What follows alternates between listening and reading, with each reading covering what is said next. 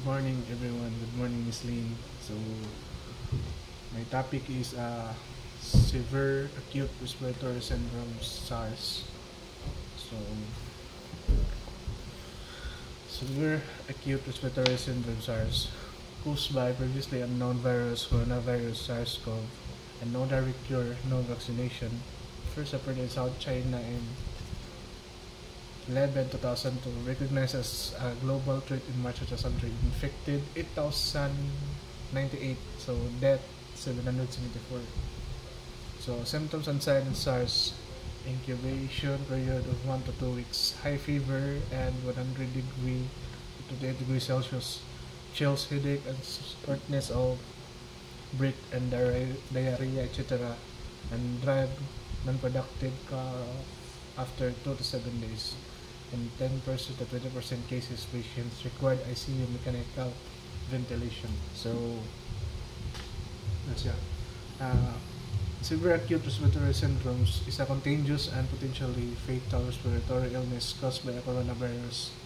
So it first emerged in China in 2002 November and quickly spread, reaching 24 countries by March 2003. However, due to a collaborative international effort, the SARS epidemic was contained within a few months with no new cases reported since 2004.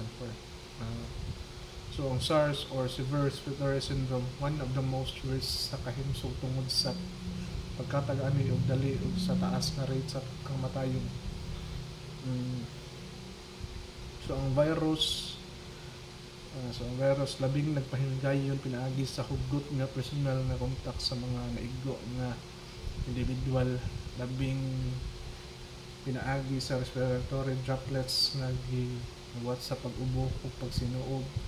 Mahimo usab kini magpahigayon sa indirekta pinaagi sa kontak sa mga nahigwaang mga sapa.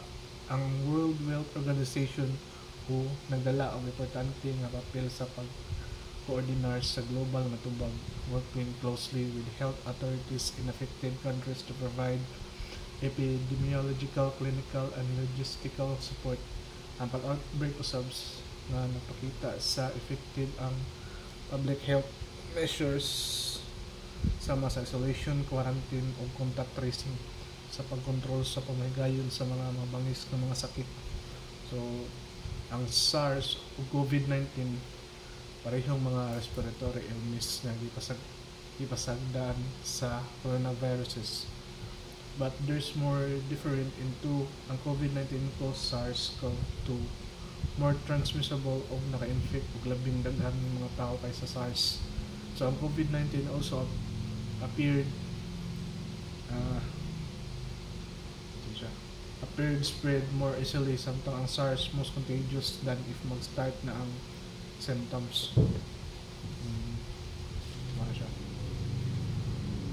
So second slide. So cause and risk factors niya. Cause: SARS is accused by a strain of coronavirus, the same family of viruses that caused the common cold. Previously, these viruses had ever been particularly dangerous to humans. So coronaviruses can, however, cause severe disease in animals, and that's why scientists suspect that the SARS virus might have crossed from animals to humans.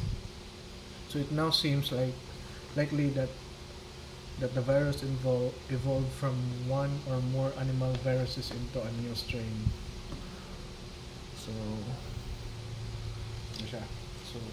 risk and cause factors niya. Ang SARS caused sa usa ka strain sa coronavirus, usa ka pamilya sa mga virus na usab nagpasagad sa kasagaran nga sipon. Usag ang mga coronavirus mao'y typically cause mild illness ni in human. They can cause severe disease in animals. Nagtuong mga scientists nga ang SARS virus likely evolved from one or more animal viruses and then prolong sa mga tao. So, ano siya? So, self-report acute symptoms and SARS. So,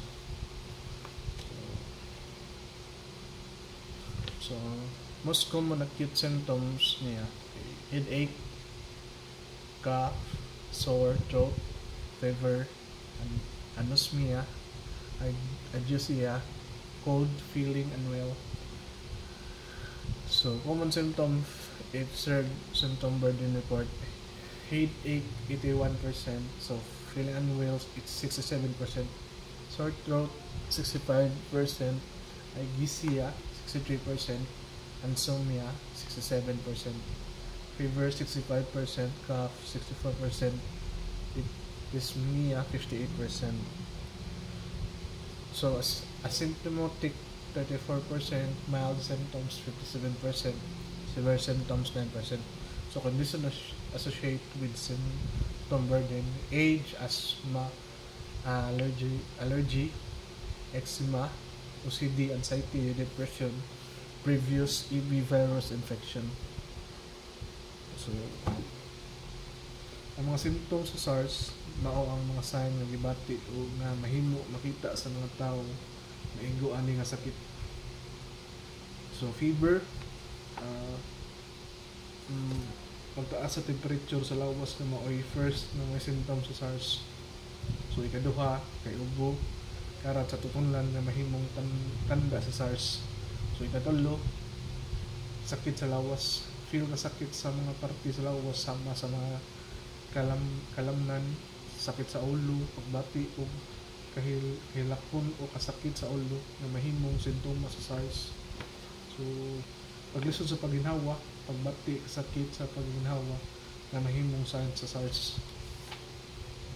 Ano na yung mga symptoms sa SARS. So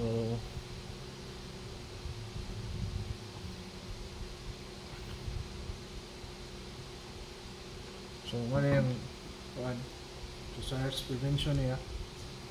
Despite the efforts of researchers, an effective SARS-CoV-1 vaccine does not exist because there's no confirmed treatment or cure. Either it's not important to take as many preventive measures as possible. Here are some of the best ways to prevent transmission of SARS-CoV-1 if you're in close contact with someone who has SARS.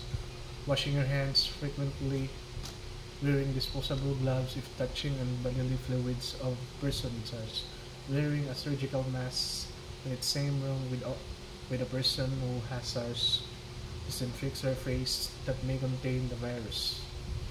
Washing all personal items include bleeding and utensils used by person with SARS. So, prevention sa SARS. Prevention sa SARS, importante nga sundo ng mga sumusunod ng mga pamaagi sama sa paggas o gamot, gamit ang sabon o tubig o alcohol based sanitizer, takpan ang baba o ilong sa pag-ubos o likayan ang hugot na kontak sa mga tao na naigo sa isolation sa mga naigo aron pagpugong sa higayon sa sakit. So, pagpasiguro sa kalinaw sa palibot, pinaagi sa regular na paglunas na pag-disinfect sa mga kahiguan. So, pinaagi sa pagsumpay sa mga maayong practice sa panglawas o pagpugong sa pagmahigayon, mahimo na itong maprotektahan ang atong kaugalingon o ang atong komunidad gikan sa katalagman sa SARS. So, ano siya?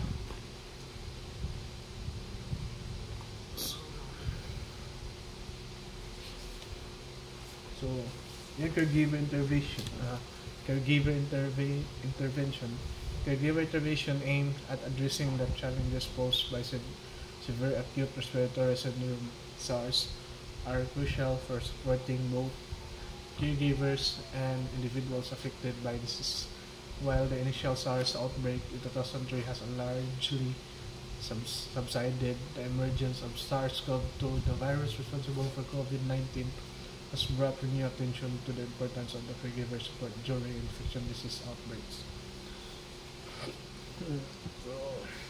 Caregiver intervention for SARS, a discussion.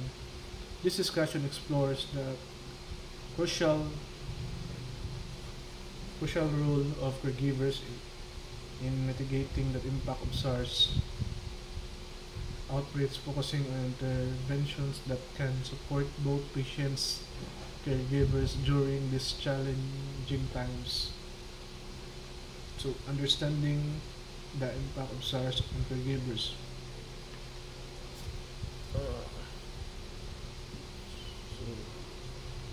SARS outbreaks like recent COVID-19 pandemic have placed immense strain on caregivers both physically and emotionally.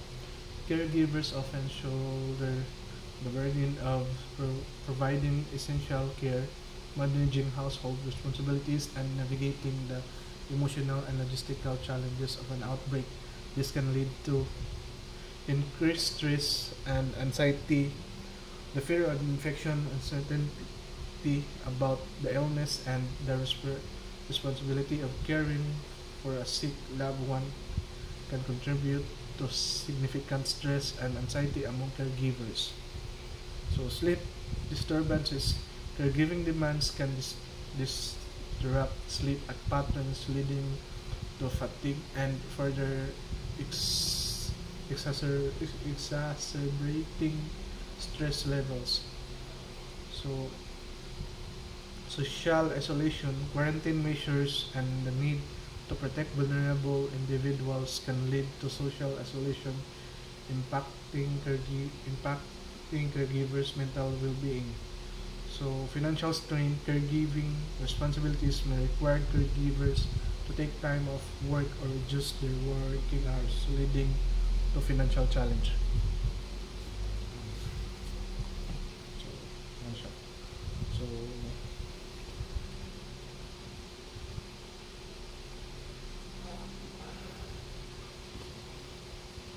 so ito yung so essential caregiver interventions, education and information disease specific information, providing caregivers with accurate and up-to-date information about SARS, including symptoms, transmission, and prevention measures, can help them make informed decisions and manage their anxiety.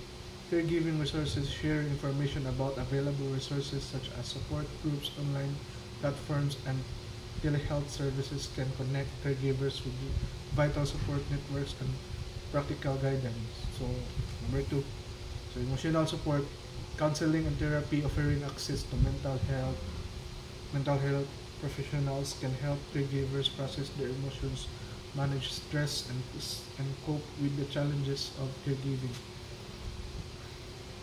So, peer support groups connecting caregivers with others experiencing similar situation can foster a sense of community, shared understanding, and practical advice.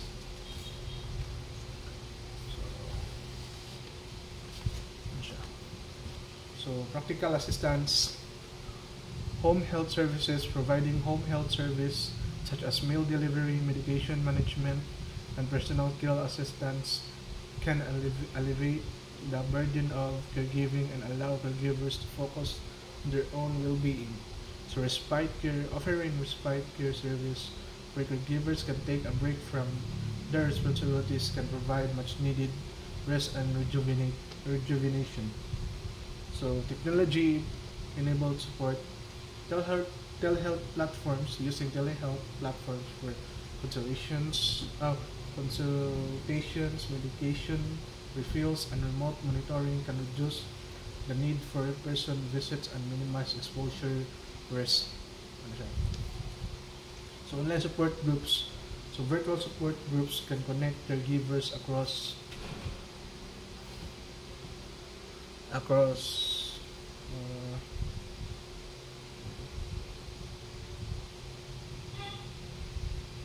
online support groups.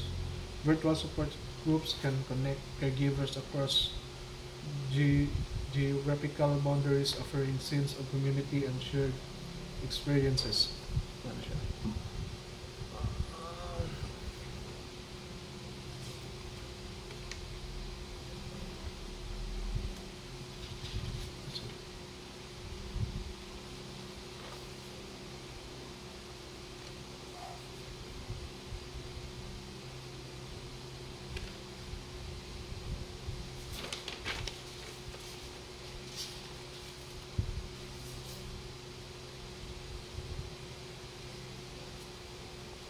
So, man siya yung X-ray result.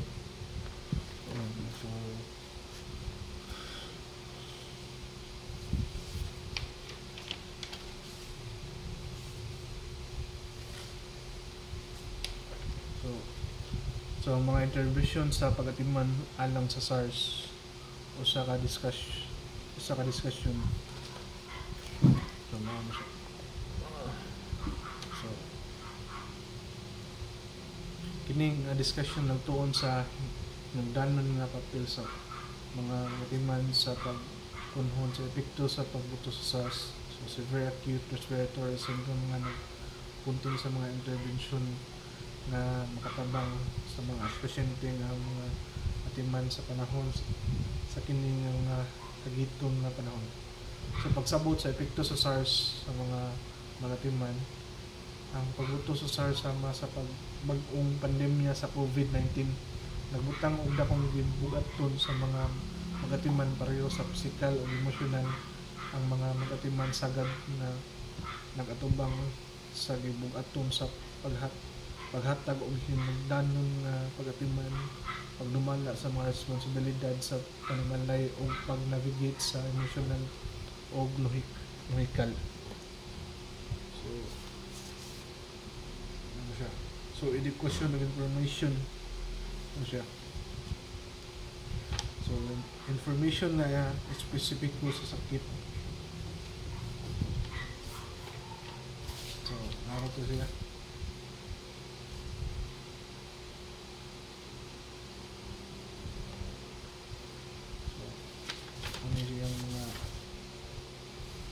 Mga intervention sa pagatiman sa SARS. So, edukasyon o information. So, emotional na suporta o praktikal na tabang o suporta nga gitabangan sa teknolohiya, suporta sa trabaho. So, paano siya listening? So, I tried to maintain the tone and formality the original text while translating into Bisaya.